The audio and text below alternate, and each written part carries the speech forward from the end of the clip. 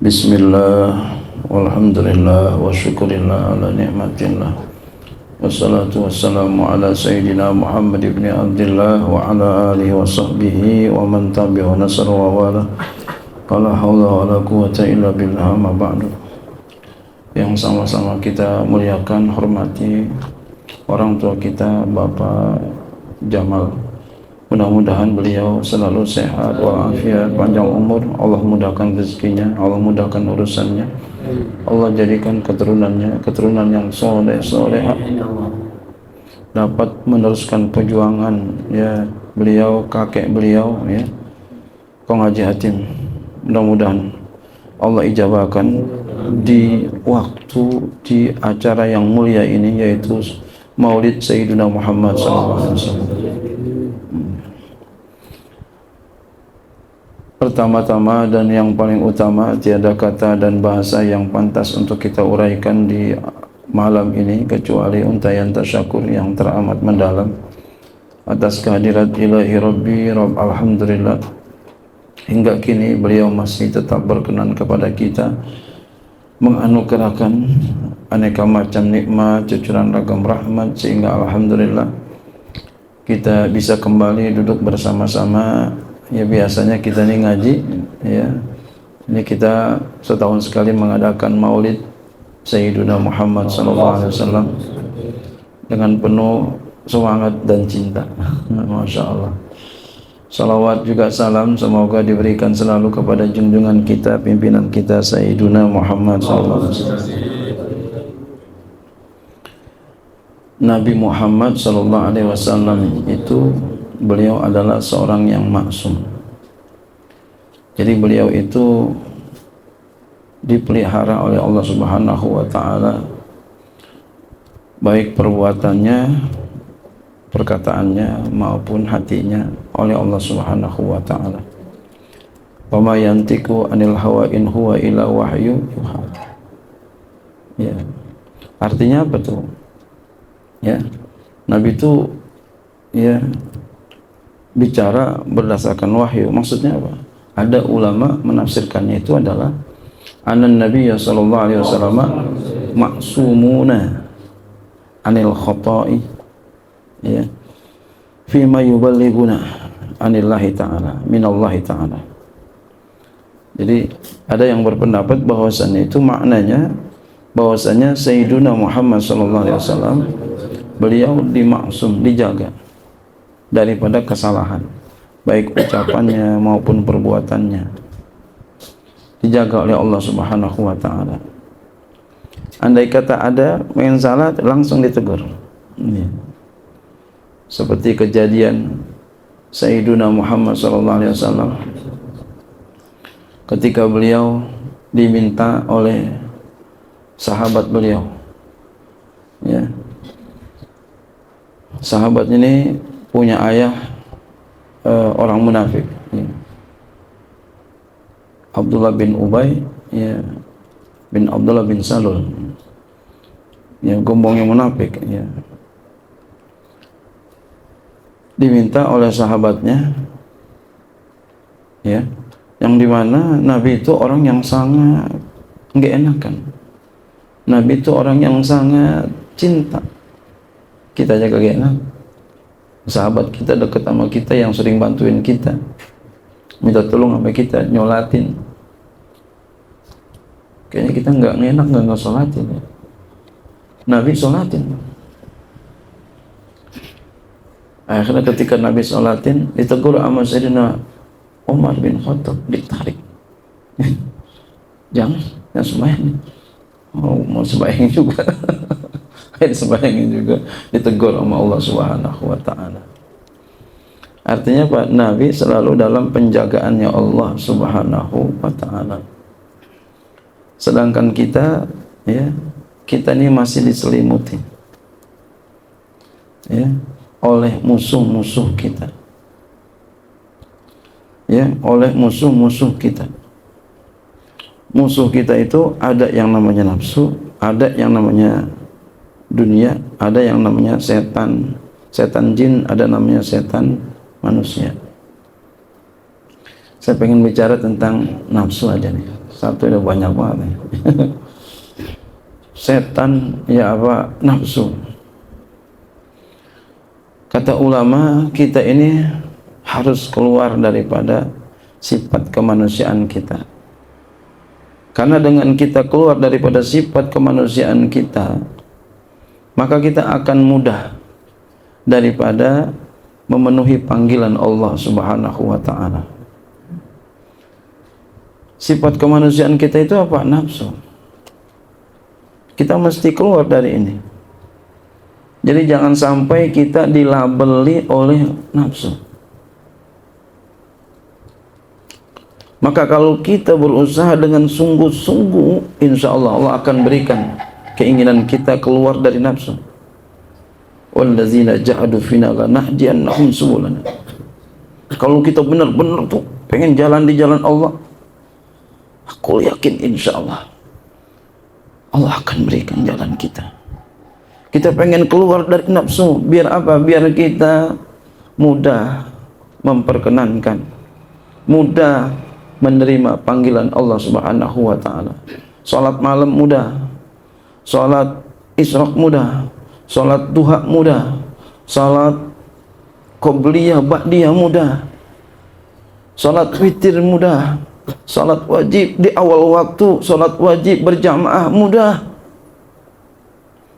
Maka kita harus bersikeras, berjuang menjauhkan daripada nafsu.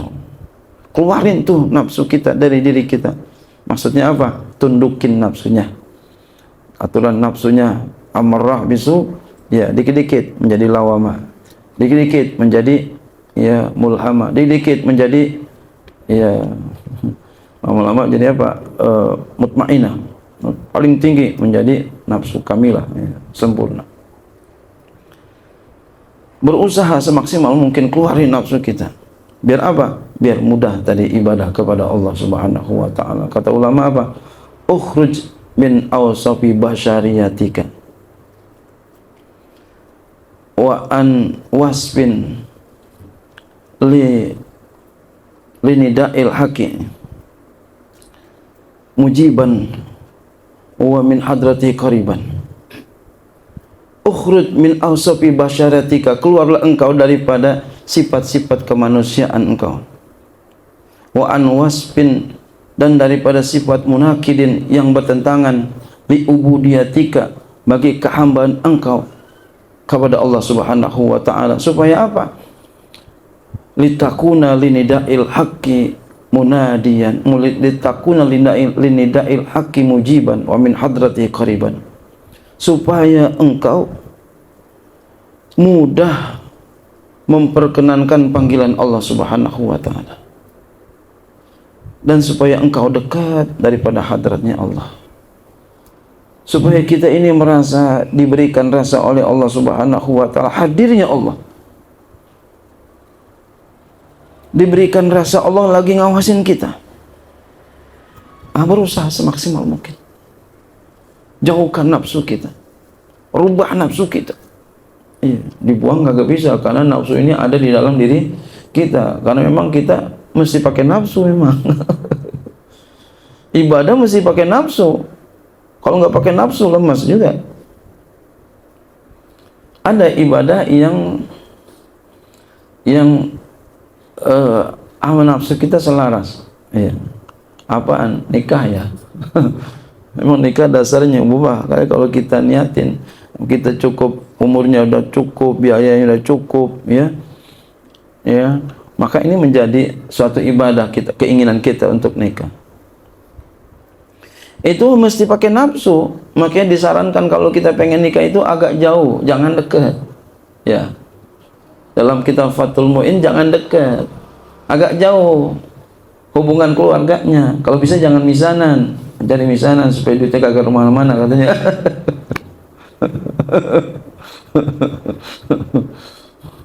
Agak jauh, iya. Biar apa? Biar lebih greget.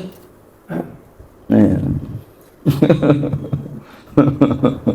Ya, agak jauh hubungannya, biar lebih greget. Masya Allah.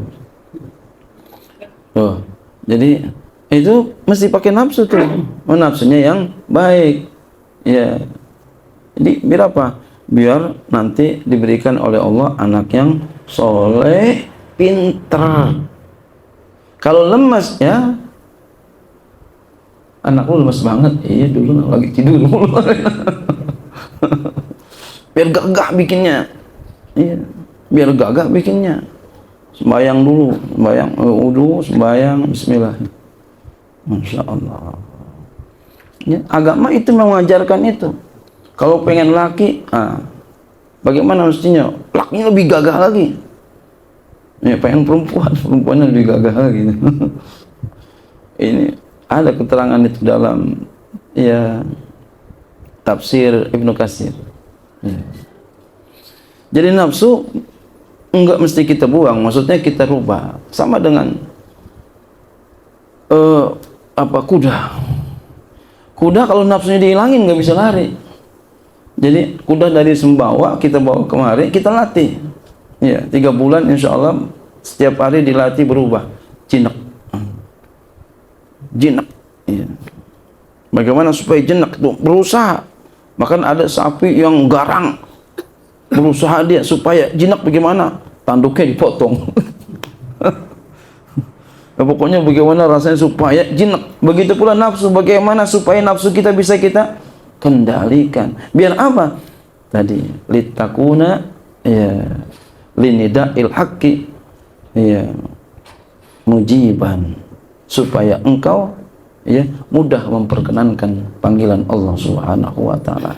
Enak aja bangun malam, enak aja. Ya kagak gua ngapa ya kalau malam kagak bangun-bangun. Padahal beker udah digedein banget, bukan beker sekarang. Alarm. Kagak ada di sini kagak punya HP. Semua punya HP kan? Sampai anaknya 5, semua 5-5-nya punya HP. Allahu Akbar. Ya, jangan buat main doang tuh HP ya. Buat bangun malam juga tuh dipakai. Ya, HP-nya. Jadi memang yang namanya nafsu itu mesti kita kendalikan. Ya. Kenapa? Karena nafsu sangat bahaya sekali.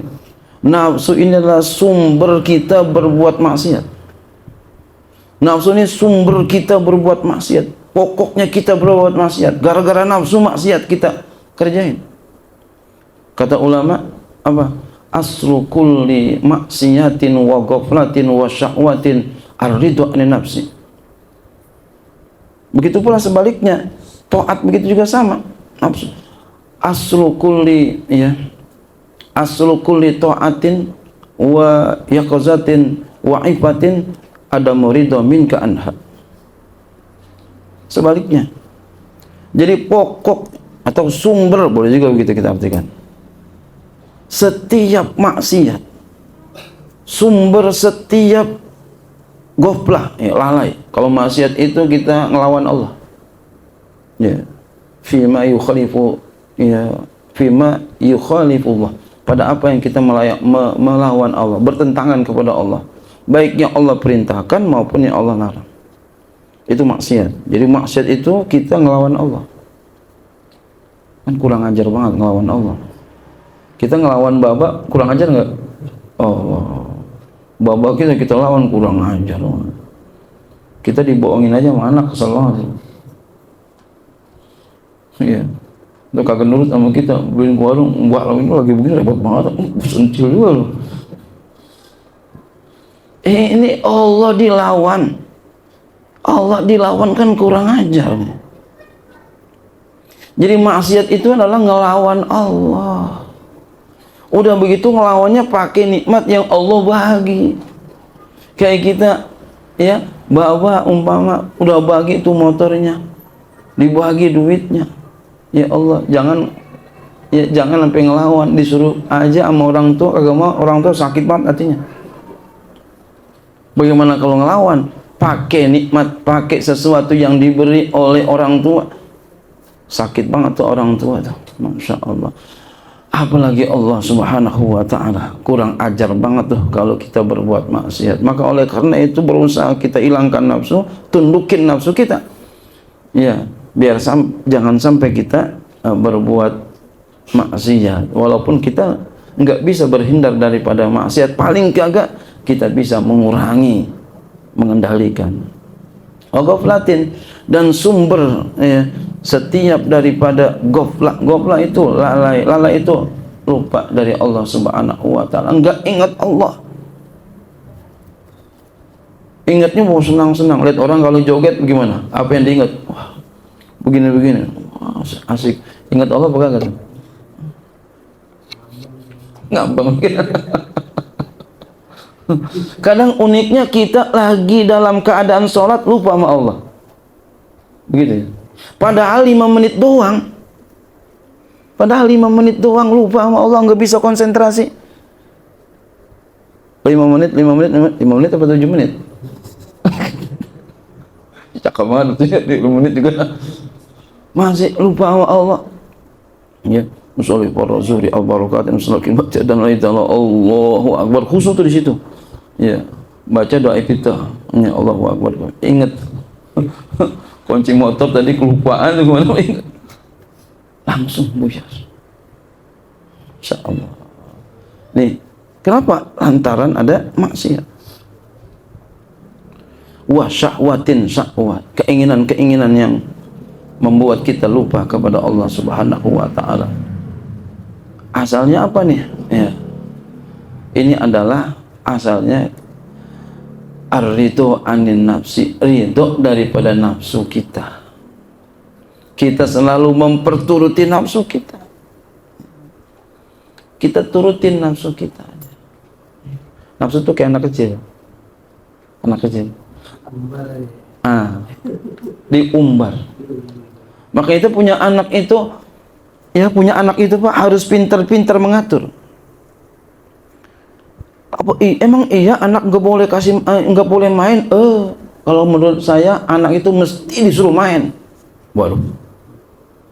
Mesti disuruh main kalau memang waktunya main.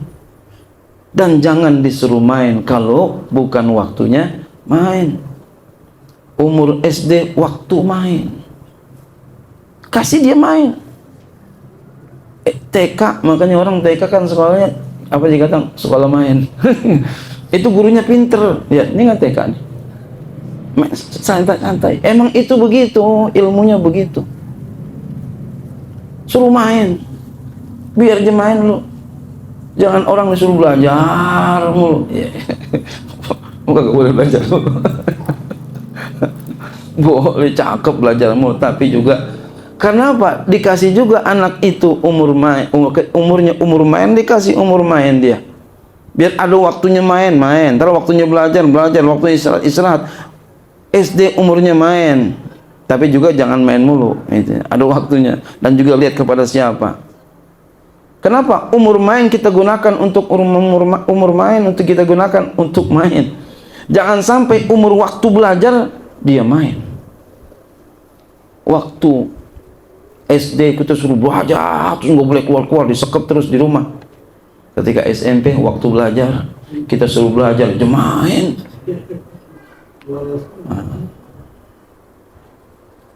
Gitu. Jadi perlu juga ya kita mengatur itu, ya penting itu, ya mengatur itu anak itu. Jadi nafsu kayak begitu, sama. Tarik ulur nafsu juga begitu. Kapan waktunya? Makanya ada tuh baik-baikin nafsu. Baik-baikin nafsu. Kita biasanya sembahyang diri.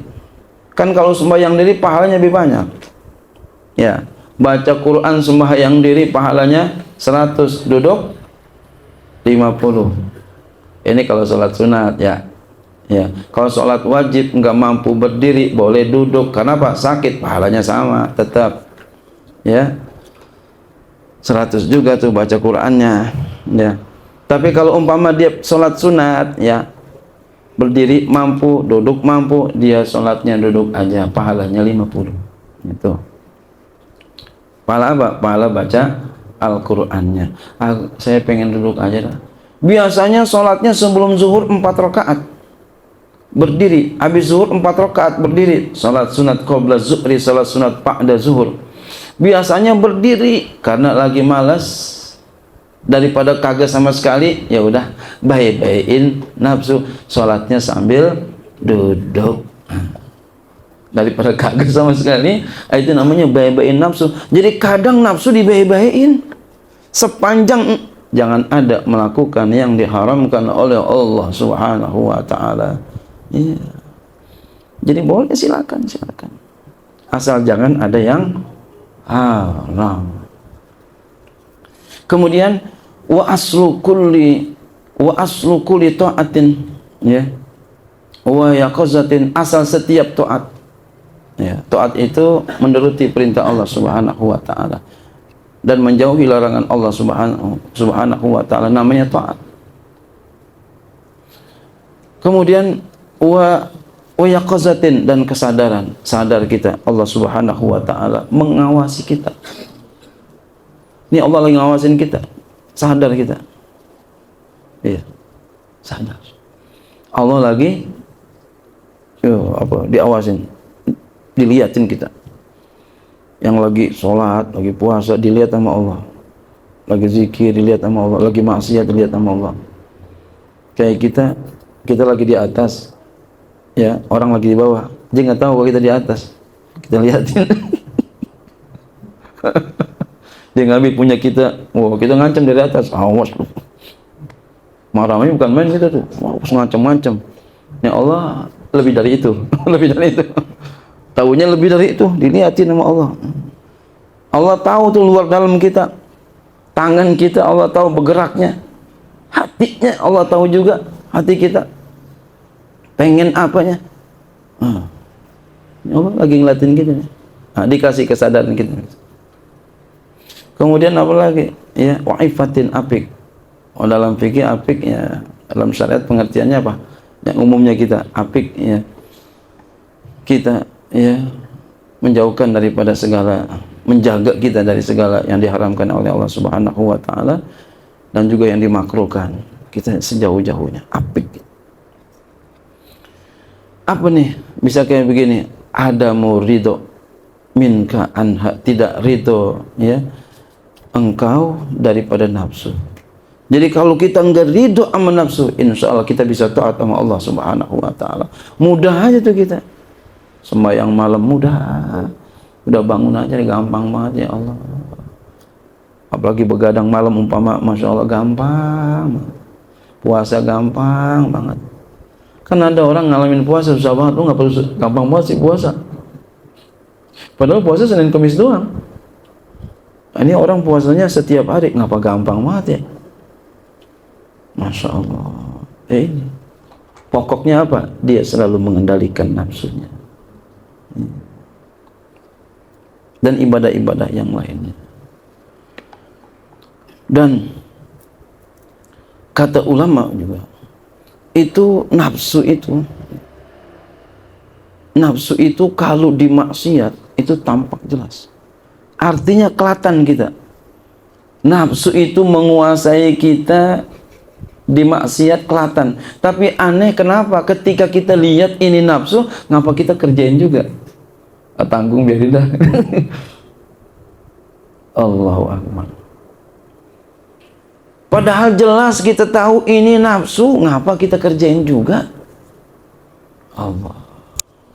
Harusnya kita udah tahu ini nafsu, hindarin. Jangan dikerjain aja. Kelihatan jelas tuh. Yang namanya maksiat, nafsu itu di situ jelas. Zina, lihat kita. Ya. Sombong kita, ya, berasa kita sombong. Gua enggak sombong amat ya. Riya kita berasa. Gua ngapa riya banget ya. Pelit kita berasa. Gua ngapa jadi orang pelit banget ya. Sadar. Tapi kenapa enggak narik diri? Dan kalau nafsu di dalam taat itu samar, nggak kelihatan, saru, nggak kelihatan saru, nggak kelihatan. Nafsu, jadi nafsu di dalam taat ada juga, ada sembahyang itu hati-hati ada nafsu, hilangin sejauh-jauh, tundukkan nafsunya sekuat-kuatnya. Sembahyang sunat, Allahu Akbar, dilihat sama orang, wow, sembahyangnya kece banget ya. Ya Allah, Allahu Akbar, sedekapnya rapi banget ya Allah. Ngomong Allahnya pase banget deh. Luar biasa. Ya. Dirinya tegap, duduknya tegap, sujudnya Masya Allah sempurna, bacaannya fase banget. Giliran di rumah ya Allah, Allahu Akbar. Allahu Akbar. Dah ngomong udahnya, aduh garing bener. Nafsu tuh sarul, artinya nggak sadar kalau itu ada nafsu, nggak sadar. Bikin musola, bikin masjid, ada nafsu, hati-hati. Ada nafsu, baik-baik. Emang bisa begitu? Iya, ya ada. Tetangganya bikin masjid gede banget, wah emang gua kalah sama dia. Oh ini nafsu berarti. Kita bikin lagi, oh aduh. Iya, ada orang benderanya gede banget, kita gedein. Wah, nafsu. Hilangin tuh, tundukin nafsunya. Jangan dikira nggak ada di situ nafsunya. Apa kata ulama? Wa hazzu nafsi fil ma'siyati zahirun jaliyun wa azwa fi ta'ati batinun khafiyun wal mudawatu ya ma yakhfa sa'uba ilajuhu. Kata ulama. Apa kata beliau? Ya, bagian nafsu dalam maksiat, wa azun nafsi fil maksiati zohirun, jelas, jaliyun, terang. Masya Allah. Jelas terang tapi aneh, ngapa kita masih kerjain juga? Harusnya apa? Jauhin. Kayak siapa? Sayyiduna Ali bin Abi Thalib karamallahu wajah wa radhiyallahu anhu. Ketika beliau lagi perang, adu apa namanya, fight, 1 lawan 1 itu, duel, iya, Masya Allah luar biasa. Kemudian kalah musuhnya. Ketika musuhnya kalah, diludahin Sayyiduna Ali, Sayyiduna Ali diludahin. Wah. Kira-kira kalau kita diludahin, kita apain itu orang? Tebas, sabet, bikin garang kita. Tapi Sayyidina Ali enggak jadi. Mau nebas enggak jadi. Kenapa? Beliau sadar kalau ini nafsu, Masya Allah. Kenapa? Ini lantaran daripada beliau banyak melakukan taat kepada Allah Subhanahu wa Ta'ala. Jadi orang kalau banyak melakukan ketaatan kepada Allah Subhanahu wa Ta'ala, insya Allah Allah akan jadikan ketaatannya itu untuk menolong dirinya. Kok bisa begitu? Iya, Allah Maha Rahmat, Allah Maha Sayang, Allah Maha Pemberi, Allah Maha Baik. Kita aja kalau ada orang patuh sama kita baik nggak? Iya, baik. Orang patuh banget sama kita, tiap hari bantuin kita lagi makan ayam, kita panggil nggak tuh? Ya bahkan banyak gitu, makan lele umpama, ya panggil nggak tuh? Panggil, ayo makan lele. Iya. Iya. Besok malam minggu kita mau makan lele nih. Atau Quran ya mau ikut. Saya punya lele di belakang. Masya Allah. Iya. Jadi mesti taat itu bisa Allah gerakin dia untuk menolong kita. Apalagi contohnya orang berbuat ketaatan kepada Allah Subhanahu wa Ta'ala ditolongin. Ada orang 30 tahun dia ibadah kepada Allah Subhanahu wa Ta'ala, salat selalu di depan, sop depan, 30 tahun. Ayo, kita pernah nggak begitu kira-kira? Berapa tahun kita sembahyang di sop depan? Kayaknya belum pernah ya. Nah, kita hendaknya ada tuh sembahyang, ya. Kita di awal waktu takbiratul ihram sama imam 40 hari 40 malam. Jangan sampai kagak tuh. Seumur hidup kita sekali aja. 30 tahun dia ibadah kepada Allah Subhanahu wa Ta'ala, salat di depan. Berarti dia salat jamaah terus nih. di awal waktu, sopnya di depan. Satu hari dia nggak sholat di sop depan, sholatnya di sop kedua. Ketika dia sholat di sop kedua, dia lihat dirinya jelek. Dia malu kepada Allah, jelek. Dia lihat dirinya jelek. Dikasih sadar sama Allah Subhanahu wa ta'ala. Berarti sholat yang kemarin itu, yang 30 tahun, berarti pengen dilihat sama orang. Masya Allah, ini halus banget ini. Berarti kepengen dilihat sama orang tuh, dia sholat di depan.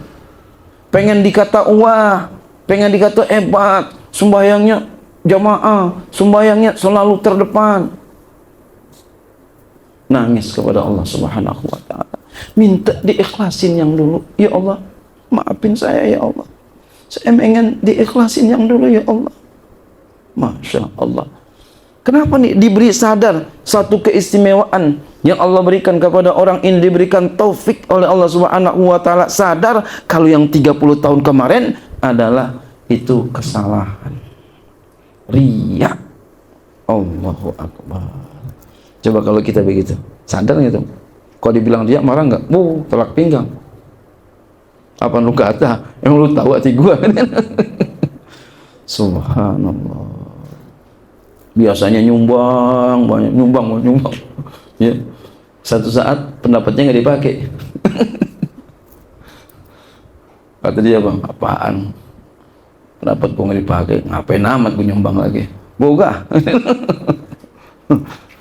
Padahal itu masjid sama, musola sama, ya, pesantren sama, kagak dipakai, pendapatnya ngamuk. Berarti nyumbang yang kemarin itu ada mengandung riya. Na'udzubillah, summa na'udzubillah min dzalik.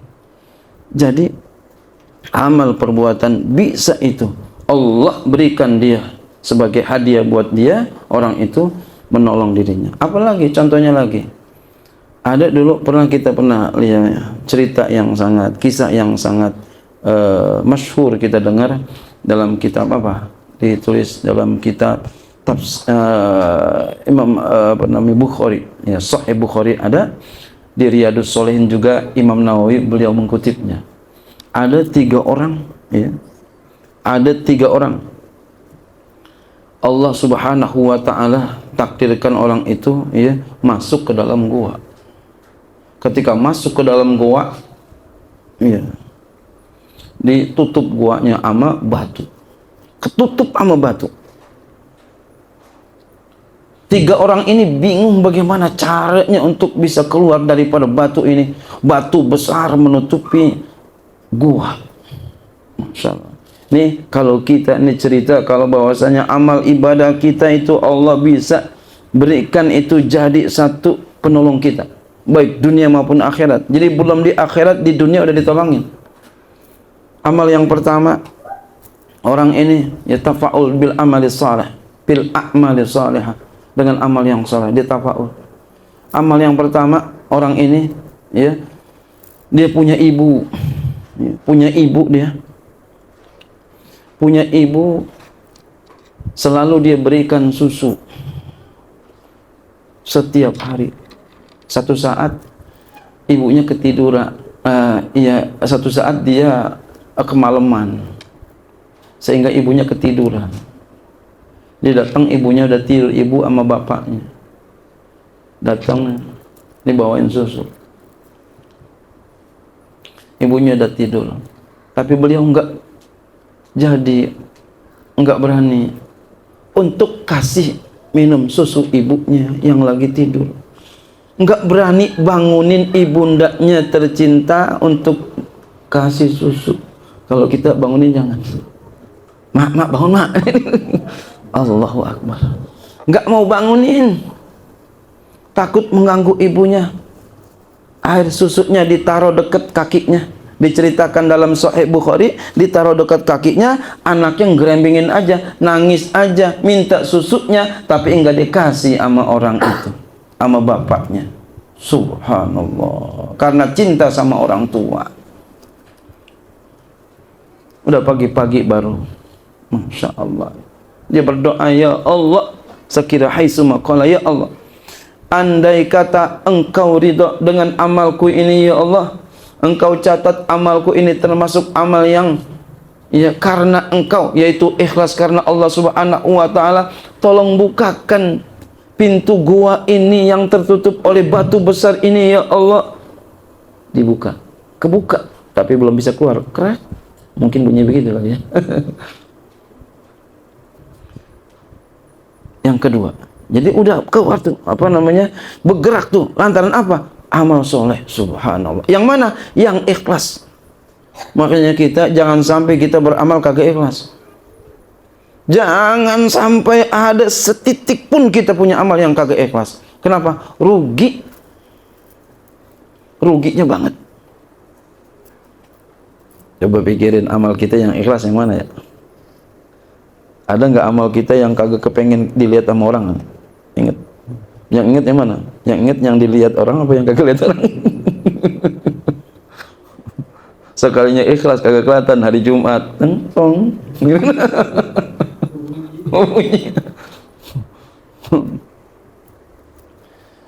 Yang kedua, ya.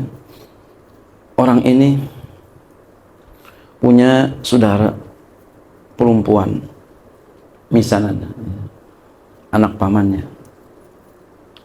Dia cinta ya kepadanya, dia juga demen juga. Kemudian dibayi-bayin, dibagi duit sekian rupiah, sekian, bukan rupiah ya, ya duit sono gitu. Sekian ya duitnya, sekian duit mata uang sana. Kemudian dia kepengen supaya ya dibagi duit ya supaya bisa tidur sama dia, berbuat zina. Supaya berbuat zina. Jadi minta duit jadi, tapi ganjarannya dikasih duit itu, tapi ganjarannya supaya berbuat zina. Ya. Kemudian tadinya nggak mau, lama-lama jadi mau, dikasih duit yang banyak.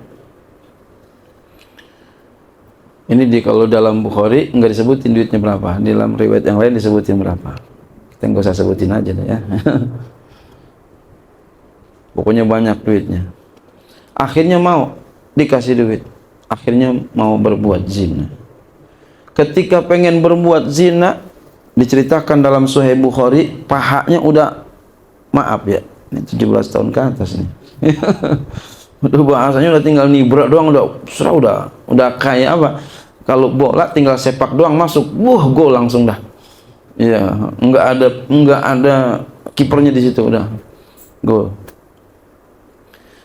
Kemudian orang itu, perempuan itu memberikan ingat kepada pemuda ini, ya, bahwasanya haram membuka sesuatu yang tidak semestinya, yaitu ya supaya dengan jalan yang halal, bukan jalan dengan zina yang dimurkai sama Allah. Ingat Allah, enggak jadi berbuat zina. Padahal tinggal nibrak doang itu, udah langsung gol itu, tanpa busana. Diceritakan dalam Sahih Bukhari, tanpa busana, enggak ada busana itu. Udah kagak ada orang, anak muda yang belum pernah melakukan itu, apalagi mengidam-idamkan hal demikian. Tapi karenanya Allah Subhanahu wa ta'ala, karena Allah Subhanahu wa ta'ala, beliau tinggalkan itu perbuatan zina. Lalu dia berdoa, ya Allah, kalau memang itu perbuatan karena Engkau ya Allah, karena ikhlas karena Engkau ya Allah, tolong bukakan pintu gua yang udah ketutup sama batu ini ya Allah. Masya Allah, kebuka, kerak, tapi belum bisa keluar. Masya Allah. Nih ikhlas. Makanya jangan sampai kita punya amal enggak ikhlas, jangan. Biar ikhlas. Guru saya, di antara guru saya, ya, Ustadz Yusuf, ya, almarhum, almarhumlah. Dulu saya senang banget itu kalau bantuin beliau. Saya selalu bantuin itu, khidmat kepadanya di rumahnya. Ngapain aja dah, gali sumur pernah tuh, gali sumur. gali sumur sampai udah mau mati. Sudah itu adiknya, ya adiknya ingat banget. Kalau ketemu saya diingetin gitu sama dia, itu udah mau mati dulu tuh bang. Masya Allah. Apaan aja. Kalau mau lihat, kalau beli-belian saya yang diajak. Yang lain juga begitu juga kadang diajak. Masya Allah. Benerin rumah pun begitu. Suatu saat saya bantuin beliau, dikasih duit 10.000. Sedih saya dikasih duit 10.000. Tadinya nggak mau dikasih duit ya Allah. Bukan ini yang saya pengen. Sebab kalau dikasih duit ya udah nggak ada balasan lagi. Sedih saya. Saya pengennya dikasih apa? Keberkahan ilmu sama Allah Subhanahu wa Ta'ala, sebab khidmat sama guru. Besok mau dikasih lagi, jangan. Sekali doang itu saya, sekalinya dibagi duit, besok kena kagak. Pengen apa? Pengen dikasih keberkahan oleh Allah Subhanahu wa Ta'ala, sebab khidmat sama guru. Yang kasih Allah sebab khidmat sama guru. Jadi itu yang kita kepengen itu. Yang ketiga, itu yang kedua, kebukaan belum bisa keluar. Yang ketiga, ada ini orang mempekerjakan orang. Ketika udah kerja mau dibagi duit, tapi ketika mau dibagi duit dia kagak mau. Dia pergi entah kemana, lalu duitnya dikembangkan. Ya. Ini banyak versi riwayat. Ada yang meriwayatkan bahwasanya sampai dibeliin kebun kurma, macam-macam, sapi, kambing, onta, banyak. Berkembang banyak, padahal tadi gajinya cuma sedikit. Orangnya pergi kemana tahu? Satu saat dia balik, dia minta gajinya. Datanglah, Pak, dulu saya pernah bekerja sama Bapak. Ya betul. Gajian saya waktu itu saya tinggalkan, iya betul.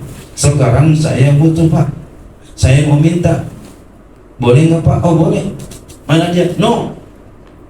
Kebun yang luas, ya, tanaman yang banyak, hewan-hewan yang banyak.